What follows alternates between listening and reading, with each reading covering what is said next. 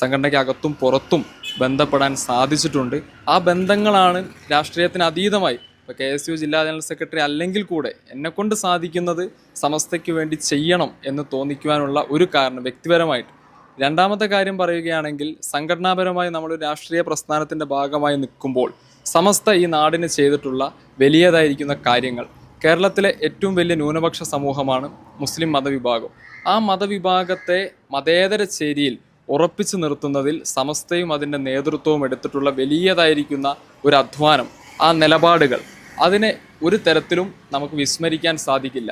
കേരളത്തെ മുസ്ലിം ന്യൂനപക്ഷത്തിനെ തീവ്രവാദത്തിൻ്റെ ചതിക്കുഴിയിലേക്ക് വീഴാതെ എന്നും മതേതര പക്ഷത്ത് നിർത്താൻ സമസ്തയുടെ ആത്മീയ നേതൃത്വം, സംഘടനാ നേതൃത്വം പുലർത്തിയിട്ടുള്ള ദീർഘവീക്ഷണം, ആ ദീർഘവീക്ഷണം ഒരു രാഷ്ട്രീയക്കാരൻ എന്നുള്ള നിലയിൽ സമസ്തയോടുള്ള എൻ്റെ ആദരവ് വർദ്ധിപ്പിക്കുന്നുണ്ട്. സമസ്ത കാണിക്കുന്ന വലിയൊരു മാതൃകയുണ്ട്.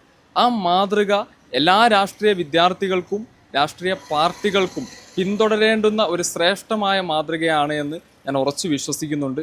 ആ കാരണങ്ങൾ കൊണ്ടൊക്കെ തന്നെ സമസ്ത ഒരു വലിയ പ്രസ്ഥാനമാണ്. കേരളത്തിലെ ഏറ്റവും വലിയ മതസംഘടന ഏത് എന്ന് ചോദിച്ചാൽ സമസ്തയാണ്.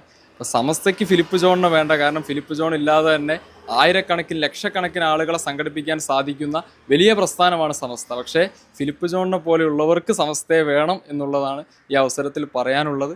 അതുകൊണ്ട് തന്നെ ജിഫ്രി തങ്ങൾ ഉൾപ്പെടെയുള്ള ആത്മീയ കേരളത്തിൻ്റെ ചൈതന്യമാണ് സെയ്ദ് ജിഫ്രി തങ്ങൾ. അതുപോലെയുള്ള വലിയ ആത്മീയ നേതാക്കൾ. ഞാൻ ഇന്നലെ ഉമർ ഫൈസി ഉസ്താദിൻ്റെ വീട്ടിൽ പോവുകയുണ്ടായി.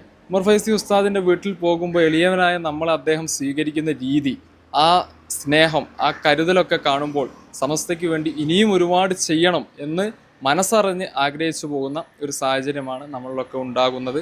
പിന്നെ KSUവിനെ പറ്റി പറയുകയാണെങ്കിൽ നമ്മൾ സമസ്തയുടെ 100ാം വാർഷികത്തോടനുബന്ധിച്ചിട്ട് കൊടുവള്ളി അങ്ങാടിയിൽ ഈ നഗരത്തിൽ തന്നെ ഒരു വലിയ ഫ്ലെക്സ് ബോർഡ് നമ്മൾ ഡിസൈൻ ചെയ്തിട്ടുണ്ട്. അതിൻ്റെ ഡിസൈനിൻ്റെ ഒരു സോഫ്റ്റ് ലോഞ്ചാണ് ഇന്നലെ ജനാബ് ഉമർ ഫൈസി മുക്കം ഉസ്താദിൻ്റെ വീട്ടിൽ വെച്ച് നമ്മൾ നടത്തിയത്. അത് കൊടുവള്ളിയിൽ ജനുവരി 1-ാം തീയതി 2026 ആദ്യ ദിവസം തന്നെ ആ ഫ്ലെക്സ് കൊടുവള്ളിയിൽ നമ്മൾ തൂക്കും.